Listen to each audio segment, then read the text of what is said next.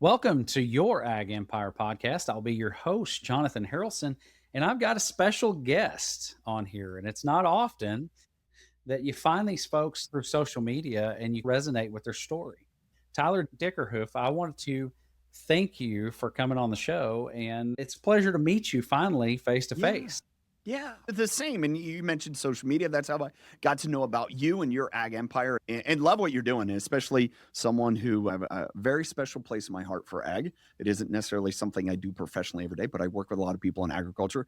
Anyone that is trying to support agriculture, there's not enough of us. I'll put it that way. I applaud you Absolutely. for what you're doing, man. Man, you've spent 25 years in business. You've generated over 700 million in sales, written a book. We're going to hear about that just a little bit Yeah. here. Built a community around leadership. Give us a little tidbit for somebody that doesn't even know who you are. If you're watching on video behind me, the cow crossing sign, I would be remiss and obviously to say, as I tell people, I learned more about leadership from cows that I never understood.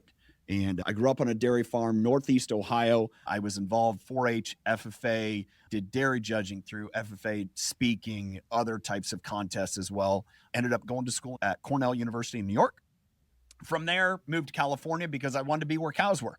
And I was a nutritionist for dairy cows, spent 5 years with Cargill, then just started my own business, working primarily with dairy farms in the Central Valley of California. And eventually, along the way, my family and I moved to where we live now, Spokane, Washington. And it was there that I started into a different career path. I was a consultant to commodity markets, did that for about 4 years. I got to spend a little bit of time in Texas with a few of those accounts, Stephenville. I was also out a little bit in West Texas and Amarillo and Dalhart in those areas, had a few clients. But then it led into a completely different season.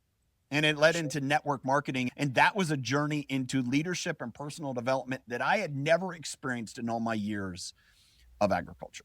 And really understanding that growing up with cows, growing up on dairy farms, there was often people who are like, I don't want to work with people, so I'll work with cows. Yeah. And unfortunately, it's usually those are the hardest people to work with as a client, as a service provider, because they have a lot of leadership, personal development problems that they could improve themselves, but yet don't want to take the time and effort because they're like, oh, I work with cows, so I don't have to do that. I grow crops, so I don't have to work with people. And unfortunately, as I learned, there's no industry in the world that you can work in and not work with people. And as I started to grow and learn and develop, and that's why I make the comment earlier that I learned so many things about leadership from cows that I took for granted. And it's as simple as I made this joke to you is, hey, I'll be a good little heifer and you lead me wherever. And it takes trust to lead animals. If you've shown whether it's a steer or dairy heifer, it doesn't matter. If you've led something, even in goats, you have to build trust in order to lead them, to show them properly. Just as much when you're leading people, working with people, it takes that trust. Tyler, it's interesting you bring that up because a lot of us in agriculture are introverts. A lot of times I think it's because society tells them to be. But in working with my clients, what I've seen, what really everybody asks me, like, what's the secret sauce? What are the guys, what do they possess that are really killing it in agriculture? And what Mm, I've noticed is their ability to communicate. The mm, guys yeah. that stand out, even though we think we're introverts, we're out there in the field, it's the guys that can negotiate a contract. It's the guys that can put themselves in an uncomfortable situation to find that extra nugget of value, whether it's a new contract that nobody even knows exists or just building a network that's out there to where when your back's against the wall, you can plunge through that. I think agriculture is such a unique industry because I was thinking about this the other day. And unfortunately, I was thinking about this from the tragedy side of agriculture. I heard a story that happened last weekend of a young dairy farmer in Holland that committed suicide. He was 22, just a couple weeks before his 23rd birthday. And I thought, there's no other industry that has the emotional toll of agriculture except for maybe medical care. When you think about some of the frontline responders, you think about emergency doctors, the ER nurses, the amount of emotional toll that they take, life or death. And sometimes in agriculture, it is life or death with animals, right? Mhm. There is that, as you know, from a finance world, as you sit down sometimes and have conversations with people against their own efforts, where financially it is almost deemed life or death. There's not an industry that has as much emotional toll as agriculture as far as industries in the United States. I just don't think there Yeah. is. And yet, with that, too often, what do? We isolate, whether by function or by action. And what you said earlier is, why do people that really thrive, what do they do differently? And you mentioned communication. I think absolutely that's a key. I think they're also willing to learn instead of, oh, this is the way we've always done it, whether as a older generation, younger generation, to say, hey, we got to be on the front edge. We have to be innovative. And you think about the operations that continue to grow and evolve, even if they're staying the same, they're innovating. Meaning, I'm still farming 1,000 acres. I'm still doing what we've done for 25 years. Guess what? Now I'm more robotic. Now I'm looking for a different marketplace. I grew up in Ohio, but there's a lot of friends that I went to school with in New York. And they live 2-3 hours outside of New York City. These dairy farms, milking 150 cows, small dairies. And one of the largest profit centers on their dairy farms are farm side stands, roadside stands selling farm products, because people driving up from outside the city, they chose to be innovative. Hey, we'll still farm the same number of acres. We'll still milk the same number of cows. We like that. But man, we're going to be innovative. But that innovation also takes communication to market. And so I think you hit on something so imperative there. And I come back from my experiences as myself or working with individuals. And why aren't we communicative? Why aren't we innovative? And what I learned through my years outside of the agriculture to come back into agriculture really exposed that to me and say, it's not just inside, outside, it's anywhere there's people. These are the issues that we deal with. Just so our listeners know, these roadside stands that Tyler's talking about, Yeah. I have seen some of these quote side gigs turn into 250, 500, even some get up to 750,000 in gross sales on just a weekend project. Oh, yeah. It is interesting that the people that are stepping outside, they are finding profit centers that are not traditional per se. To be a farmer and rancher in America, it's evolved. The who you're serving, the profit centers, everything about it has become a stress ball for a lot of folks. What's really interesting to me, and again, I'll just share this, we'll get into it because it's applicable. The book I wrote is called The Things We Hide. There's an element where I'm 46, be 47 in a couple months, grew up on a small little farm in Northeast Ohio. For many years of my life, I did not share that I grew up on a farm. I didn't talk about it. Why? Because their society looked down upon farmers. Oh, you're dumb. You're worthless. There's a generation of, man, if you want to make anything of your life, you have to go to college to get off the farm to have anything in life. And it's so amazing to me now, almost 30 years later, that our society, this came during COVID, I think, whether it was Farm Journal or one of the other publications, they did a survey of trusting, what professions are trusted in our society. And ironically, which I don't think is ironic, I think it's hilarious, that sports professionals were right down with politicians. And in that publication, that survey, who was at the top? Farmers. And what's amazing is in our society has changed so much that actually the people that people admire, when society admires, trusts, are farmers. And to me, it'd be remiss to not give credit to some of the popular shows that have made farming and ranching look cool. Yeah. It's giving a narrative to an industry that has been so overlooked or dismissed. And yet, being someone of the age that here in my 40s, wait a second, I can openly talk about this. I can share about it. I can create a narrative where it's important. And you see so many people that have done so and be embraced by society, but that's a challenge to overall bigger agriculture to say, hey, how do we embrace that rather than fight it? And I think the things that it comes down to is, why do we want to fight it? We want to fight it because there's a fear or insecurity. Oh, what happens if this changes? At some point, you got to pivot. And you have to look at it differently. You probably don't get to work with a lot of dairy farms, I'm guessing. Not maybe a few, but Actually, I do have a few that we work with, and I have a dairy background also. So, I didn't realize that. Wonderful. Yeah. Then you can appreciate this. What is one thing that dairy farmers should look at doing and they never do? Every day is a good day to sell.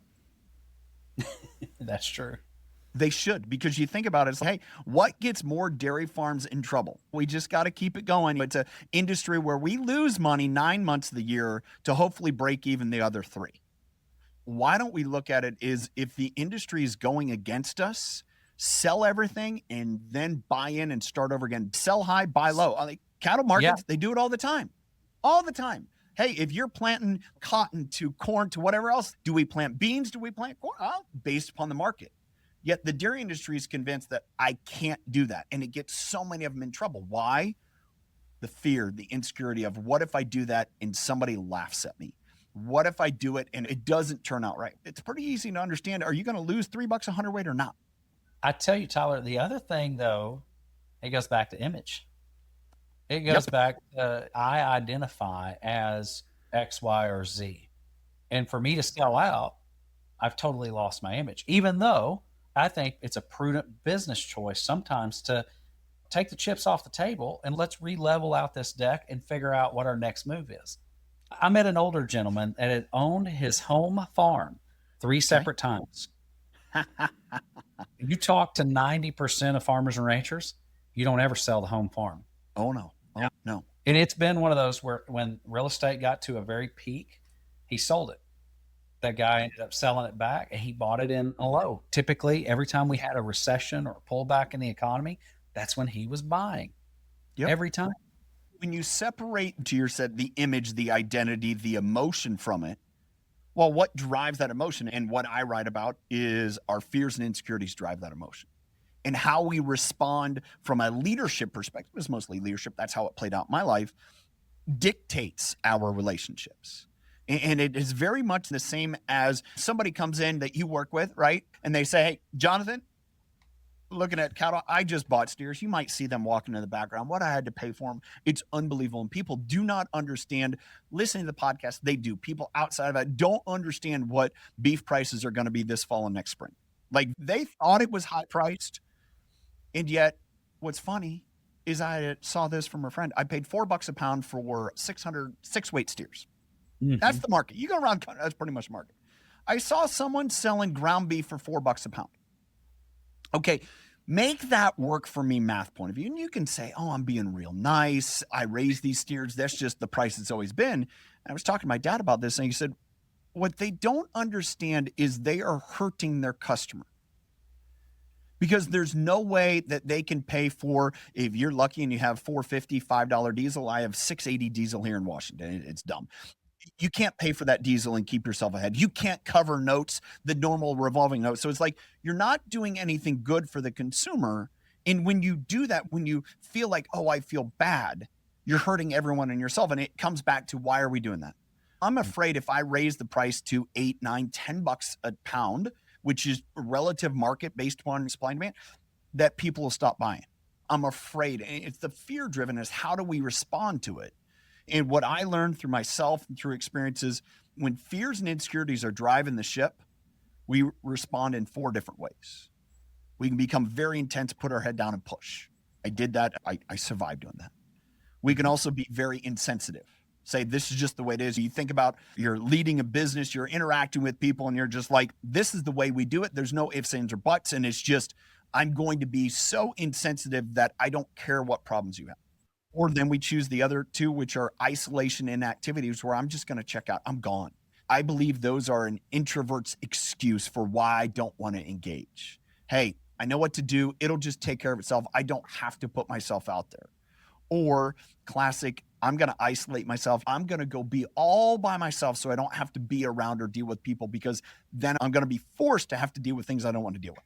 Recognizing how those walls show up determines not only how we interact in business, making some of those decisions, and how we interact with service providers, but also how we interact with people, our spouses, our children, our employees, our peers. When we recognize and why they show up, man, all of a sudden coming back to the guy that you mentioned that I've gotten rid of the identity of selling my home farm. If it's high priced and I can clear the deck, that ground's not that good. Like I That's can buy better ground at the same price that gets 50, 60 bushels better yield. I'm going to go do that because that's just smart business, as opposed to, man, you can't ever, whatever decision that is, you fall into that pattern. It can be very dangerous. and I think in agriculture, we almost take a martyr type situation when we're trying to think through this. I'm going to fight. Things are tough, but I'm going to fight through. I'm going to bury in. It's that grit factor. It's we're just going to keep ourselves moving forward, even though we're stagnant. Does that make sense?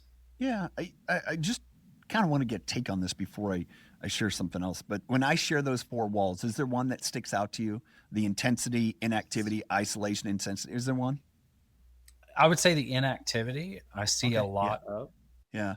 I think that's probably the one that I will oftentimes go to when I don't know what else to do. Is I'll let this play out. I'll figure it out. But I am definitely an intense person. People share that about me, but this idea, I'm just going to put my head down and push. Yeah, And I think as a virtue, a lot of agriculture is that way. absolutely. Because that is, whether we understand it or not, that's a survival mechanism. When you don't have anything else to do, you just will work harder. I will get up earlier. I'll work later. I'm going to and, work harder. and that will always get us to the next level, to the next level. That's a theory. Yeah. And unfortunately, it is a theory that has enough validity that it's a liar. For me, how intensity showed up, it showed up in a business that I operated. My wife and I owned a gym for a season, and we had some employees that just a normal young employee, like any farmer listening in, they call in sick, they don't show up. We've all had that. A guy who's 22, just out of college, and great person, just loved him, really wanted him to be a part of the organization. And he called in sick one day. And it's like, okay. And it happened to be in the wintertime, Christmas. And so part of his role and responsibility at the gym was to not only as a trainer, but to do some of the cleaning. And so I show up on Sunday night to clean before classes on Monday, and he's there at the gym working out with his friends. Got a little frustrated. And so had a conversation, and ultimately it was like, you either get with the program or get gone. And a day or two later, I was sitting down in the gym, and I was just got done in my own workout, and I'm drinking my protein shake, and I'm a person of faith, and I hear God say, this is how you deal with things. Ooh. All right, now I got to address this. What does that mean? What I learned in that season is my intensity, is how I dealt with things. Well, instantly as I thought about that, I was taken back, transported in a way to what happened when I was 14. And when I was 14, I had a younger brother die in a farming accident. And in that moment in the gym, I was taken back to that situation that happened in my life because my response was put my head down and push. And for 25 years, that's how I got through things. I just put my head down and push. And unfortunately, putting your head down and pushing is a bulldozer. While it will level mountains, it'll level fields, it'll do whatever, clear an orchard, it leaves carnage. And when that carnage is relationships, you end up feeling like you're alone on an island. And the reality is, the only reason you got to that island is because you put yourself there. The response is understanding, hey, the only way to move forward in life is with and through others, that you can't do it on your own. And so this entire conversation we're talking about, these different entities, the different situations, how we end up in these bad spots is when we constantly try to hide and do it on our own. This is one of those moments in your life that you buried this for 25 years. Buried it in the sense very much that I didn't think it mattered. You were tough enough to get through it. You were going to self-heal yourself. Yeah. Obviously it happened, but yet how I still dealt with it is put my head down and push. So any challenge, any difficult moment where I'm like, I'm just going to put my head down and push. And what that did is it made it really hard for people to come alongside me. It made it really hard for me to bring out the best in others. It made it really hard to go into a situation and say, hey, I'm really good at making diets for heifers. How can I partner with you? Because I love doing that. How can I partner with you so you do your thing and we can both serve a client? Because that was just foreign. in You this bet. idea of I have to do it all and I have to just push and I have to force. And again, that virtue of life, yeah, that helped me through a season, but man, it robbed me from some of the best relationships I could have had.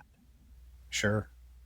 And I think that often the reliance in agriculture is to buck up, do it on your own, is what makes it so miserably hard. I remember I learned this situation. It was so good when I was doing dairy nutrition. I was working for a very large company. And I was fortunate that general manager one day, we had an account that I worked with that had some pretty large receivables. I think we were pushing like 1 million. It was pretty large. And they're like, hey, we got to figure out how to get this paid. My general manager's like, all right, we'll create a plan. And if they work with a plan, then we're good to go. Okay, I can do that. And the farmer was great. Yep, I can do that plan. We'll, like a 12-month period, we'll get this paid down. We'll keep working. All right, awesome. And then you'd have other situations where the guy wouldn't answer his phone. They would hide. They would fire you and go hire someone else. And what's so funny is I think other industries do this too, but especially in agriculture, all the credit managers and all the banks talk. Like everyone knows. They Mhm. know that Joe Smith, like he's out 500,000 to XYZ company. They all know because they all talk. They have to. And so when you think you're going to get away from, no, you don't. The way to get through it is say, hey, this is what's going on. I work with anybody. How do we work through it? And even as yourself, you can probably sit here and say, clients that you've had, yeah, you want to work with the guys that are vulnerable and open with you as opposed to the ones that are trying to hide everything. Because the ones that are hiding everything, it's concerning. You hit on it. I see more success and the ability to elevate those operations, the ones that are open. Like they've hit that point where they're on their knees and they're just like, hey, I can't do it anymore alone. I can't. I got to have a little bit of help. I need that 30,000-foot view to give me that clear path so we can move forward. Those are the guys that see the results. What I had to learn later in my career is that works in a employee relationship, that works in a marriage, that works with children. It is when you stop trying to force it and just are open and say, yeah, all right, this is who I am. This is what I'm dealing with. These are the fears and insecurities that I have. The community that I lead, the community that I work with, and oftentimes when I'm doing keynote speaking, I'll kind of share my story as I did here and share with people, hey, the biggest insecurity that I have, it didn't come from that day that my brother died. It happened before that. Much to this point of growing up, even in an agriculture community and getting made fun of for smelling like cows and whatever else. But I was smart. And so it was, oh, what value do I have? Wasn't very athletic. That came later in my life, unfortunately. But it was always, do I have value? Am I worthy? And what I found is, and overwhelmingly when I talk to people, regardless of where they're at, profession, fame, whatever, am I worthy? Do I have value? And it comes back to this conversation with when you're talking so often, and I've worked with multi-generation farms. And it's funny because the first generation immigrants, and I got to work with a lot of those in California, man, it was so fun because they had proved so much just because they had made it to the US and they'd started something. They were really fun to work with. It was the second and third generation that when I look back, they were constantly trying to prove themselves. Am I worthy? Do I have value? Not only to their parents, the previous generation, but to society. And all of a sudden, they're so hard because they're being so protective that they're unwilling to say, hey, just work with me. Let's work at this together. There was always this barrier that we couldn't get through. Yeah. And what, as I recognize, it's when you can admit your fears and insecurities, and we all have them, everyone else knows them too. They know when it shows up. They don't know what it is, but they know when and how it shows up. And so the sooner you can own it and admit it, and then just say, hey, dude, I'm sorry, my insecurity is showing. We got to make this work. Great. Now we can go somewhere together, as opposed to there's always this animosity and tension, whether it's service providers or even on a farm. Even when you're working with employees, if there's always this tension, man, you never go anywhere together. I've got something for you. This is exactly on this conversation. A good friend of mine, very good business person, he and I have tried to do deals and we always end up at an impasse because it's him against me. And we're both like trying to get, and we both hit 40. And it's funny because our whole mentality shifted. Yeah. Rather than being at odds with each other, I think we both became comfortable with the fact that he's got his operation, I've got mine. We can do Mhm. things together and help each other, and it can be mutually beneficial. But it's taken us 20 years to get there. That's the only individual it's been that intense where there was never a breakdown. Nobody Yeah. was yelling. Yeah. Yeah. Through my podcast, I've had the opportunity to interview some pretty neat people. And one of them was a Navy SEAL, and he was in the Navy for 27 years. And we were in a conversation one day and said, "Hey, who makes it through SEAL training, through buds?" Because I'm like, man, growing up on a dairy farm in Northeast Ohio and Midwest, I've done some hard things like 40 below, doing chores, carrying buckets of grain to cattle. I've done some things like unloading hay wagons when it's 95 degrees and humid and I'm the only one doing it. Like, not saying I could be as well. I'm just like, who can do it? He goes, "Oh, that's easy." I'm like, "All right, tell me more." And he goes, "The person who doesn't try to do it on their own. The person that survives SEAL training is the person that doesn't try to do it on their own. It's the person that links arms beside them." And why that's so like dramatic is when you think about as an industry, life or death, right? Those guys, especially he was part of the major SEAL teams that did some stuff. And he explained the worst thing is if you're in the middle of a combat zone on the X, as they call it, and the person that is beside you cares more about themselves than you. That's bad. It's bad. And it was so funny is there's popular people that write books and say, "Oh, you got to do this grind." You know what? They were never on a SEAL team. They may have pushed themselves through that training. They had exerted, they were intense to get through. But then at the end of the buds, as people don't understand, there's a selection to be on a team. And if you don't get selected, it's because you're a liability to us, because you're too worried about yourself rather than the team. And so even this idea of how do I get through the day? Is it that I'm an adversary with you, or say, no, I just got to link arms with you? And man, if we can link arms, and that means it takes some vulnerability. Yeah. You know what? I need some help. I don't have all of this figured out. Who can help me? One of the greatest peers that I had in my nutrition business was a guy a handful of years earlier than me. He and I worked a lot together. What he was phenomenally gifted at is knowing who and when to call. He wasn't exceptional at understanding nutrition, any of those things, dynamics, but he knew who and when to call them. His greatest attribute was his Rolodex. He was not afraid of what he didn't know. Not one bit. Made an amazing career, very impactful career, because that's what he focused on. And the ability to, the sooner you get there, whether it's turning 40, or it's getting older than that, that you can say, man, I just got to throw my hands in the air. This is what I'm good at. I can do this, uniquely gifted at it. Other than that, I got to bring people around me to get there. The ability to no longer hide from who we are, what we are, and embrace and own how that shows up. And as a leader, even more, man, that's how we start to make an impact. That's how we start to make a difference. In your book, you talk about leaders burying things. Talk a little bit about that. I see a lot of people in agriculture that struggle managing employees and leading the team.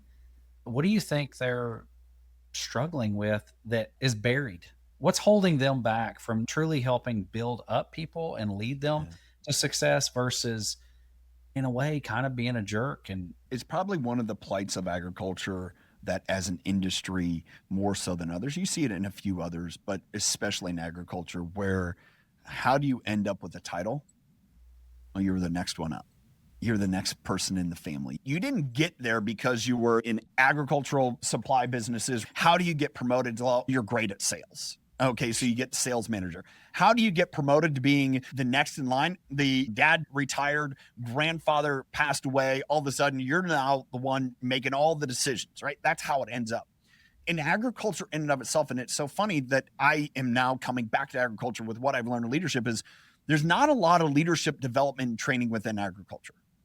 Because so often we're worried about the technical, the strategic. What is our fertilizer rate? What's our application rate? What are we doing to manage our inputs, everything else?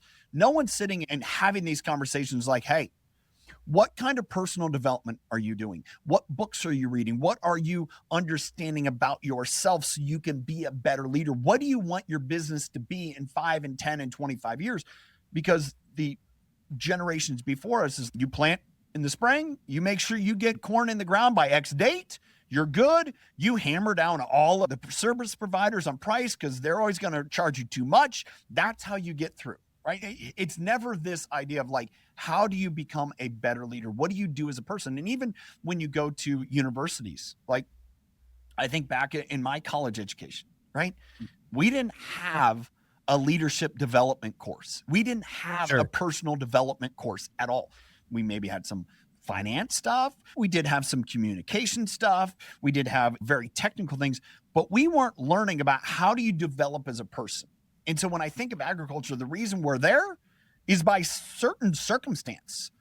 We've just ended up there and allowed for, I would say, bad actors to perpetuate, not because of intention, but just that's who's there. Yeah. And the challenge is trying to convince people that, hey, this is a big deal. And it as well will absolutely transform your operation and or your family when, and I get it, the worst bill to get on a farm is one that you wish you didn't have, period. And so I need to invest in my leadership, develop my growth. Obviously, that's what you're doing through your ag empire. You guys are trying to do is help serve people. Well, honestly, I'm trying to do the same through different people because I know agriculture needs it as well as other industries too. But it's this idea of when we get better, when we're no longer beholden to the things we hide, then all of a sudden we can start to serve people at a bigger capacity. And so why does agriculture hide this so much? Because that's just how we thought we would get through. That's just what you do. You don't talk about, hey, yeah, corn dropped $1 a bushel. Man, I didn't have it covered on anything from a risk management point of view, and we're in bad shape. You don't go to your banker, you don't go to your employees and share those things. The reality is it shows up on your face and how you act every day because you're crunching numbers and saying, how do I make this work? But yet everyone feels it instead of saying, uh-oh, I made a mistake. All right, we made a mistake. Great. How do we work through it? Let's all be partners in it as opposed to thinking we're adversaries. And I think it goes back to what it manifests into the mental, the spiritual, and the physical. And if you look at it, like we've neglected in agriculture, we've neglected all of them. That's why you go to the coffee shop and you hear negative on everything. Here's what's interesting about that, and it's funny, is you stop and think about the producers that, growers that you've been around for your life, and you think about the ones that are different, the ones that are willing to take risks. The guy that you said earlier, willing to sell his home farm a couple times over. The people that are willing to think outside the box are the ones that continually rise to the top. Every time. Even if they have something go wrong, still half glass full kind of folks. Yeah, and it's very much a mindset shift.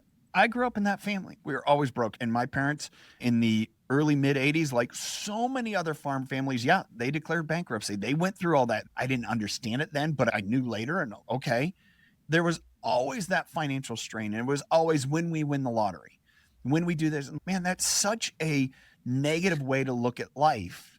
And if you have that relationship with finances and with money, as much of agriculture does, then you can start to view it that way.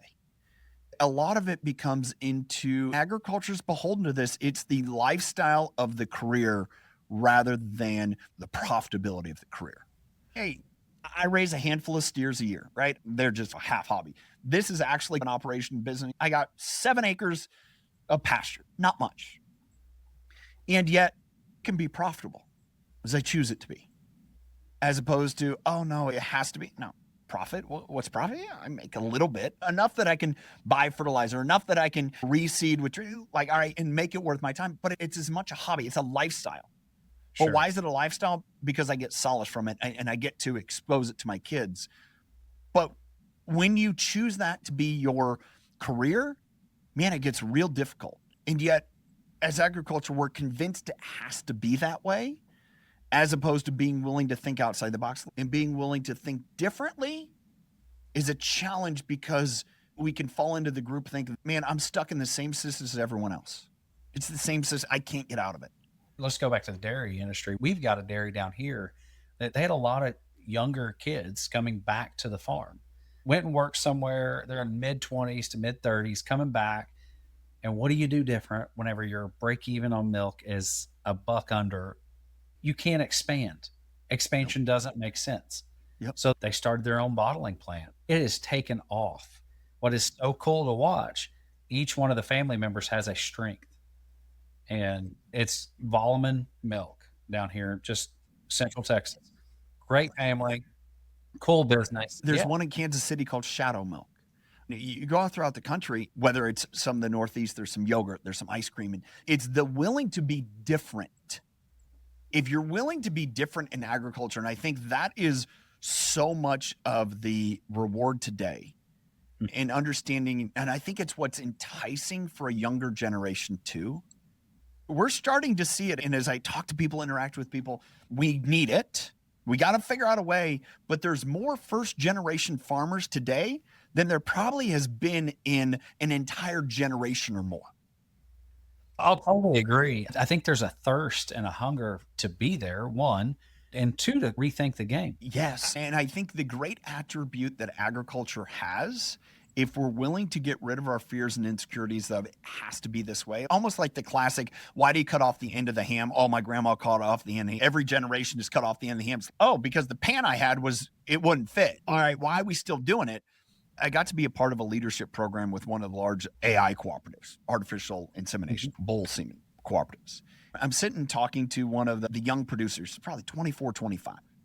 And he's showing me how he used AI to build a website to implement his own flow meter into his parlor for milk production because he got quoted like 35 grand from some supplier to put in. And he put it together. He bought the flowometer for 5 grand, built it all himself, used Claude AI to build it.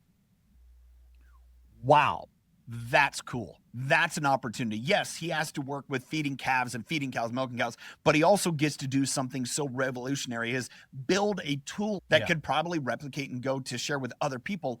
That's what's on this forefront. And I think as a generation, having kids myself that are in that teenage into early 20s age, man, we're more conservative. We want to understand there's this tangible part of life, but we're encompassing of technology. And agriculture is one of the few industries that is so forefront of technology that's also got the back end too, right? It's the full spectrum and the ability to say, hey, we're going to push into that, to bring people into agriculture that want something different out of life. It only will happen if we embrace that. So often people are like, oh, we don't want non-farm people because they don't get it. No, we need non-farm people. So they don't get it. I love hiring non-farm people. One of my young guys at the farm, he was a welder and he was off work, came by, asked if he could work. He's been with us for nearly 7 years now. Yeah. And I'm actually going to sell my half of the farm to him to help him get going. It's one of those things where you've got to find those people. They appreciate the view behind you. Those things they have not got to experience, and we take for granted the beauty that surrounds us in agriculture. Yeah. It's hard on days where, let's just be honest, you're getting kicked in the teeth and more. Yeah. I think the great opportunity is to see it afresh from eyes that appreciate the wonder of what you get to do. But then there's also a challenge like, hey, you need to think differently. You need to approach the market differently. And the people that have done so have been rewarded. That's not without taking some risks. And unfortunately, agriculture's had this wrestle with money that's been made within the industry compared to money that's made outside of the industry that impacts the industry. I sold my land for $400,000 an acre, and now I quadruple the size of my operation, and now I start to produce product. That wasn't made through super efficient business practices. And unfortunately, it's one of the few industries that's had to wrestle that. And unfortunately, that will play out over time too, because that can only go on so long and drive the industry where there's always going to be an opportunity to be different. And it just takes that willingness to say, all right, what am I afraid of? How can I come to grips with it? How can I recognize how that shows up and then be better than change my mindset, change my beliefs, because Mhm. that's going to lead to different results. Absolutely. I'm curious your take, whether it's agriculture or not, the difference in the generations. Like Mm. we've got the boomer generation, Gen X, Hmm. millennials, all the way down. Okay. And I think there's such a wide array of people in the workforce today. What has been your take in working with those different generations?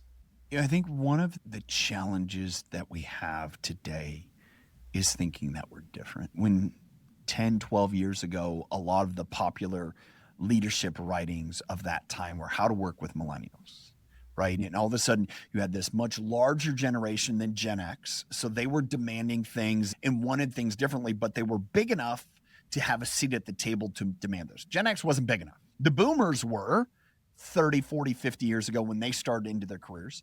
And then all of a sudden, millennials started to be that way. We're seeing the same with Gen Z.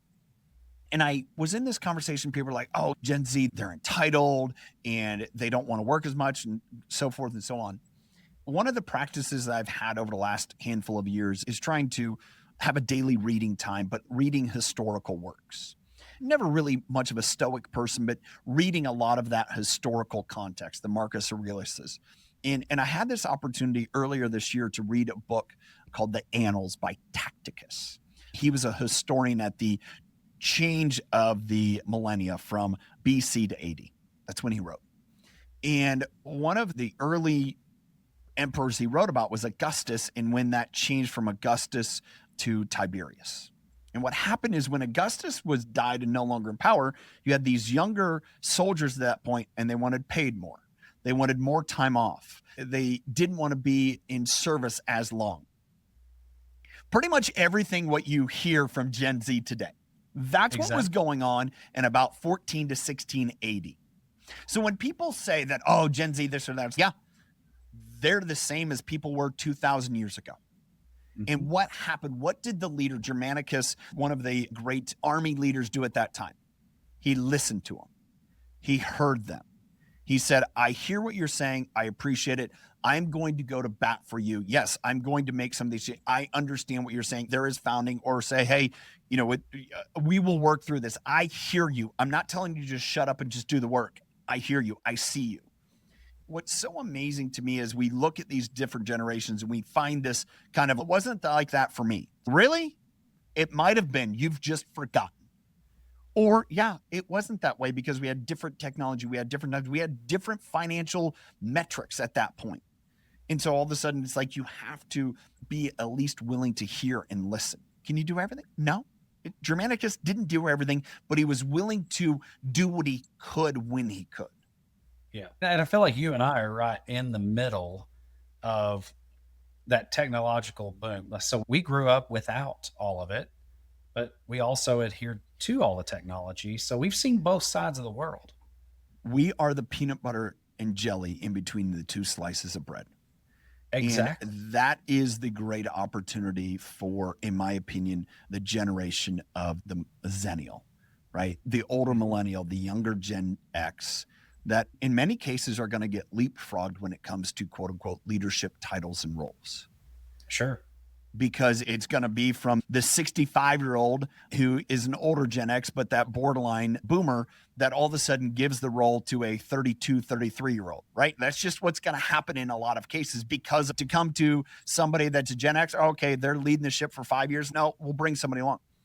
And where that opportunity creates such great development is to be advisors and mentors, to share the things that we've gone through, because we are a younger generation. But what can we do is we can mentor 2, 3, 4, 5 people and Mhm. share, hey, this is what happened during 07, 08.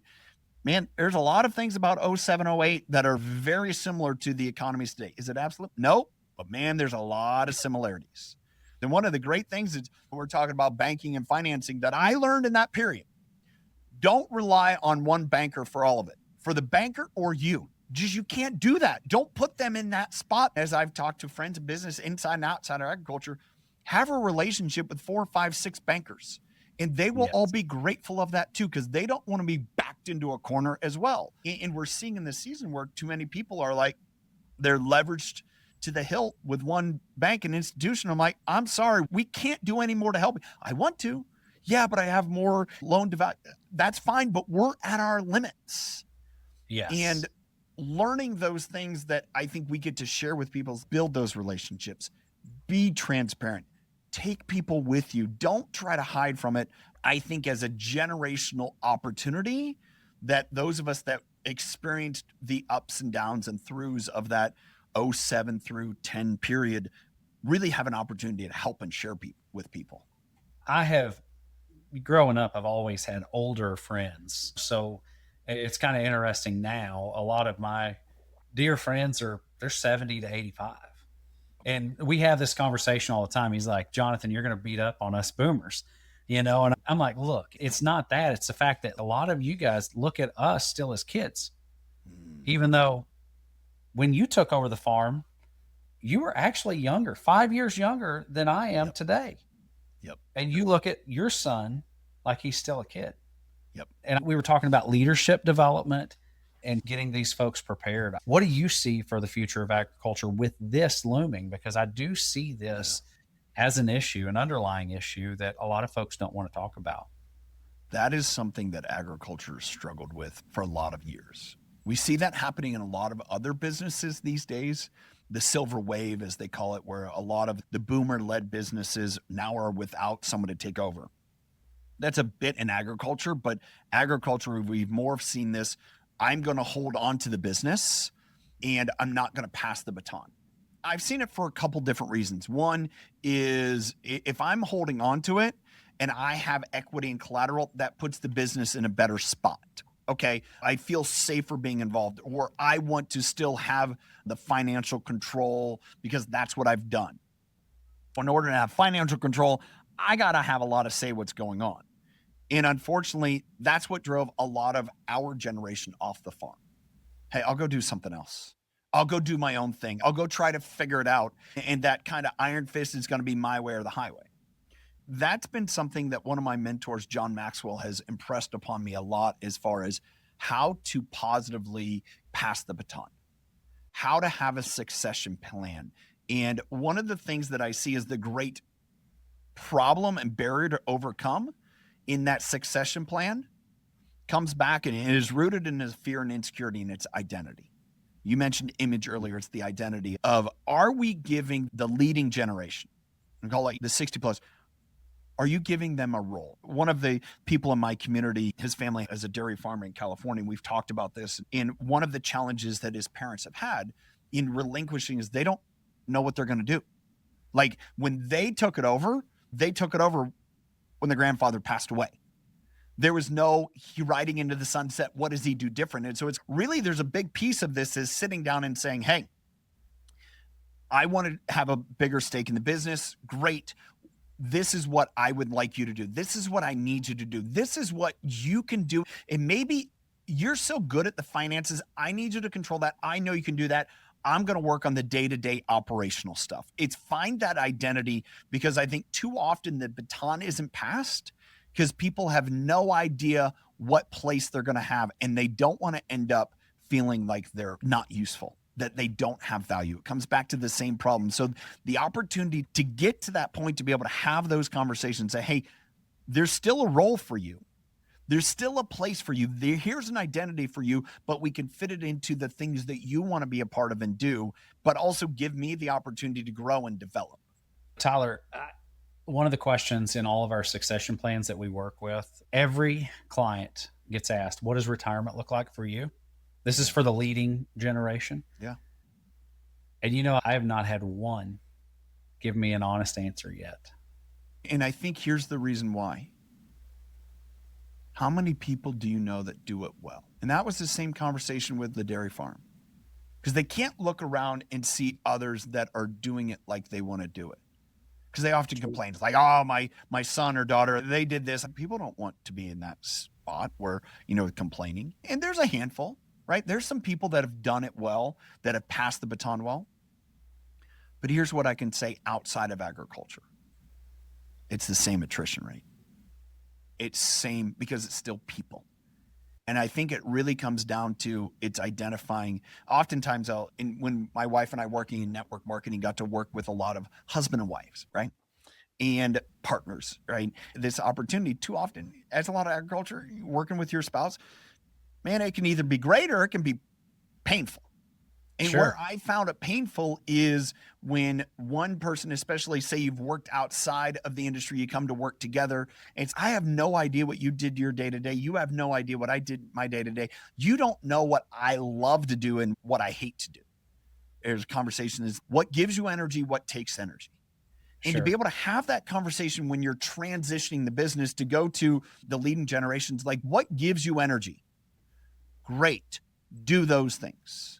And when Yep. you pass that baton and you stop doing the things that take from energy, or hey, this is what you do that you do so much better than I like describing it that way. Don't allow the other person to paint their dream because the dream looks like a prison, not a solace. Because if it was a solace, they'd already be there. The reason why someone hasn't chosen to go to that quote unquote retirement, because that looks like prison rather than a day at the beach. Because if it was, they'd already be there. They're Sure. not.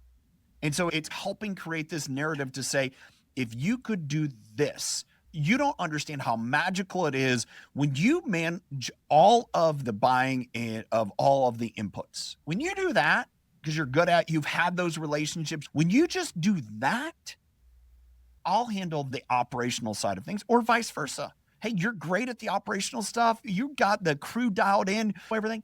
Let me go handle working with the financiers, the inputs, those pieces, because I actually enjoy that.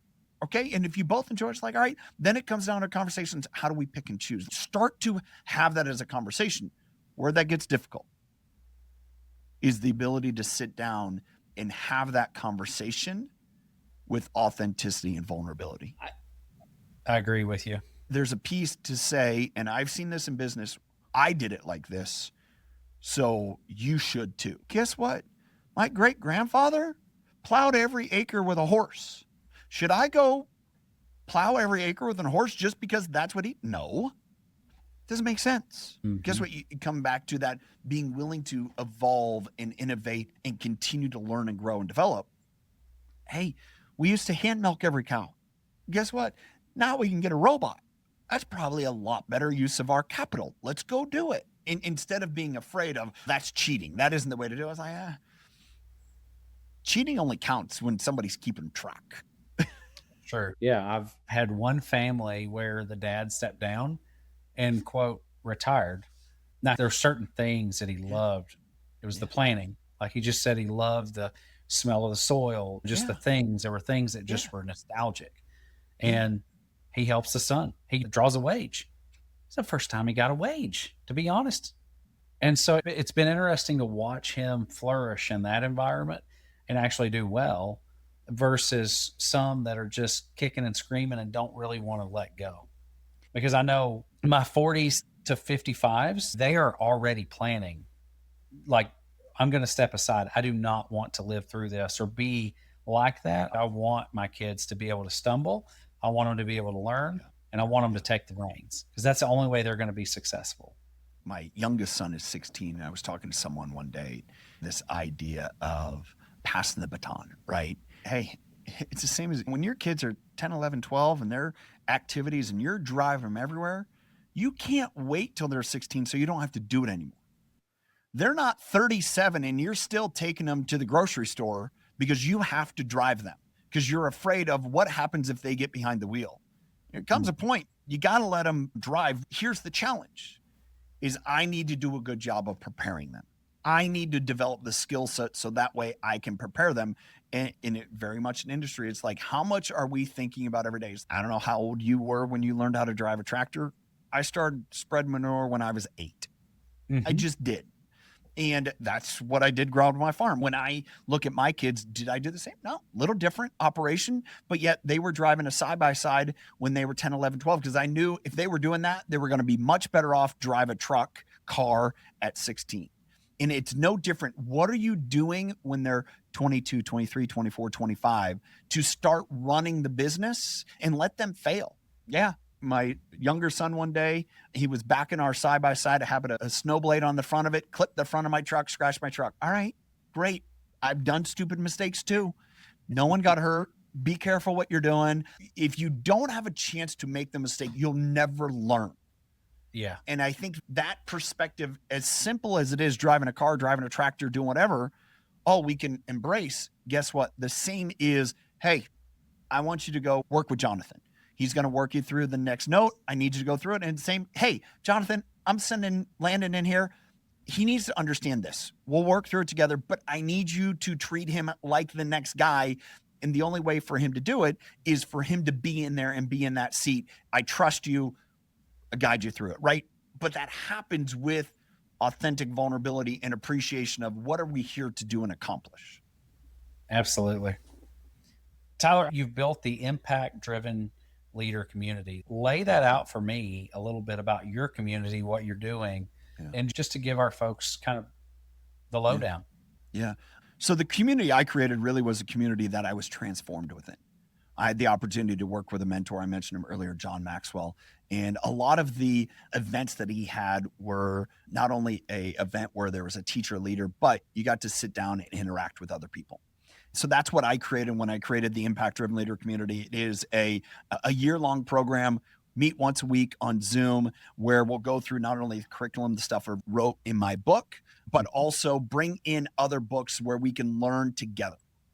And one of the things that I've shared with people is like, hey, I'm in this to learn with you too.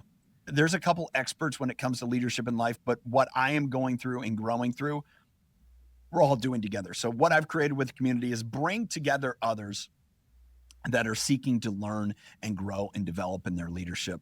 Primarily what I recognize is what was holding me back from being able to impact, lead others was my fears and insecurities.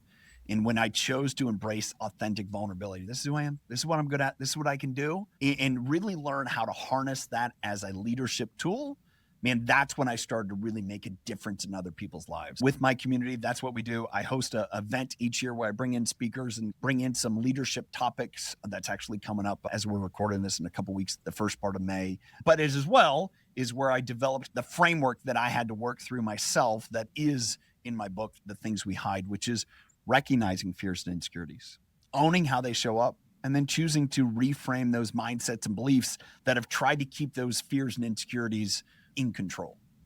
Absolutely. I love what you've built. I love what you're putting out there. It's been fun to watch. Encourage our listeners to check you out. If somebody is wanting to learn more about you and about your platform, where can they find you? Yeah, the easiest way to go to my website, tylerdickerhoof.com. You'll be able to learn some more there. You can send me an email. You can contact me via that, avenue as well. Instagram, LinkedIn, YouTube, all my podcasts and content there as well, where you can get a good handle on the things that I talk about. Guys, I hope you enjoyed this conversation. I hope we were able to dig deep enough and give you some insights into your own life, into the leadership, or maybe the things that you're hiding that are holding you back. I encourage you, one, to go check out Tyler's website, go follow him on socials. He's a great guy. And guys, with that, be good or be good at it.